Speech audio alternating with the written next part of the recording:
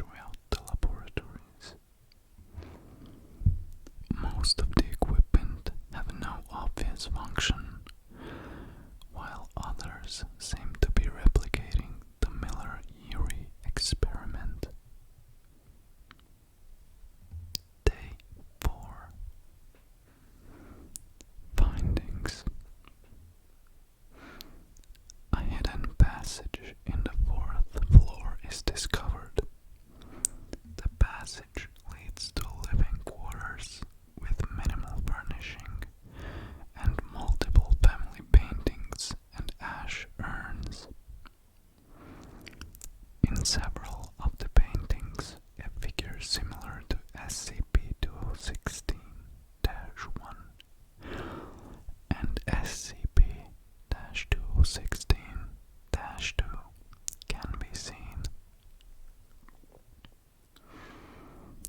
Day 5. Findings. Another secret passage is found, this time in the first floor. The passage leads to a type of basement. Several coffins containing corpses in various states of decomposition are found. Each coffin is marked with a name, date, and information about the corpse's health before death. None of the corpses show signs of violent death. Day 6. Findings. Another secret passage is found, this time inside the tower's basement.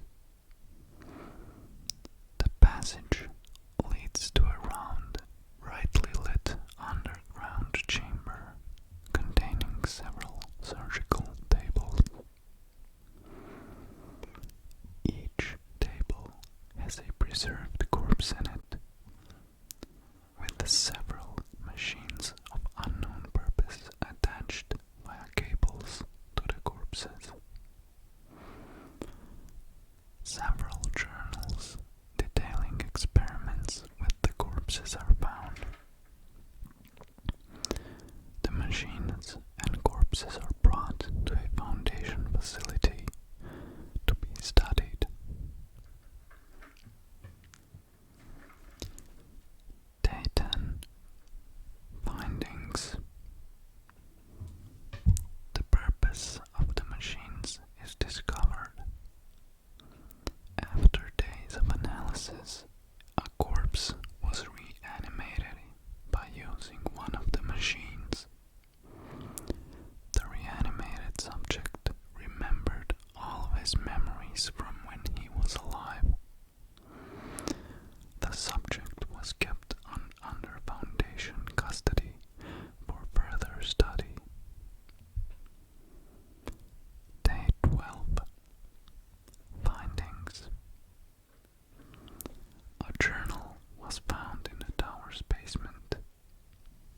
Inside the journal were also found small paintings of an adult human female.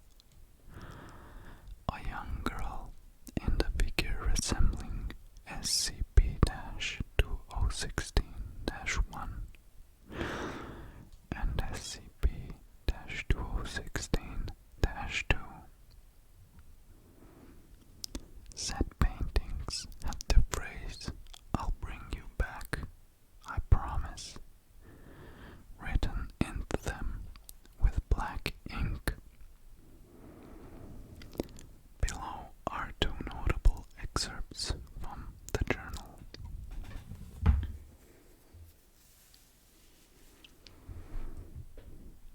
Addendum 2016-beta. Elizabeth died yesterday of a heart attack. Susan and I are the only ones left. I don't know what to do anymore. She's crying and afraid, and nothing I say comforts her. I can't blame her. She's only a child going through all of this. I've already buried Elizabeth in the basement. Susan keeps asking me why this is happening, why God is letting it happen.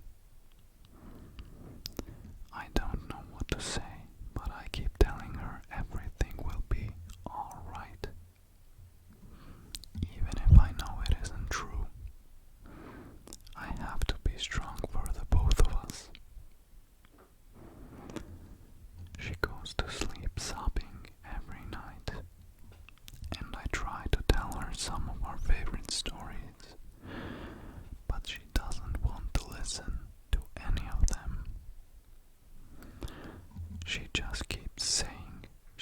its mommy and the rest of her family back.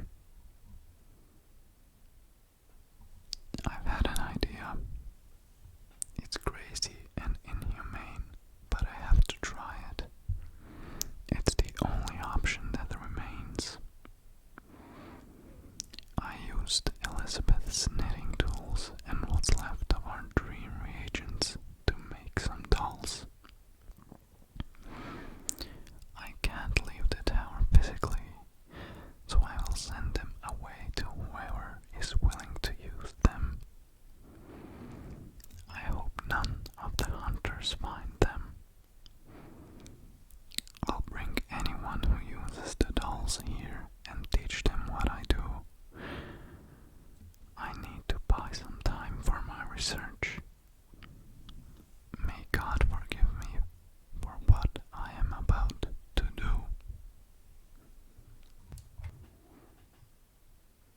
So, what I find interesting about this SCP is that it mentions a Miller-Urey experiment, and that was actually a real experiment done in the 1950s by Stanley Miller and Harold Urey,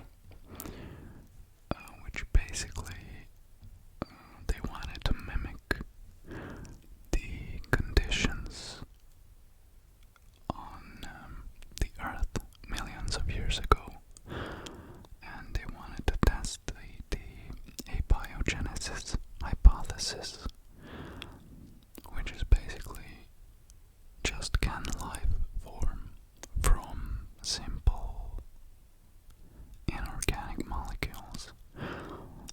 And they had this crazy setup with electrodes and water, methane, ammonia, and hydrogen, I think. And they boiled and circulated these chemicals in enclosed tubes and basically ran electricity through it to see if lightning and the simple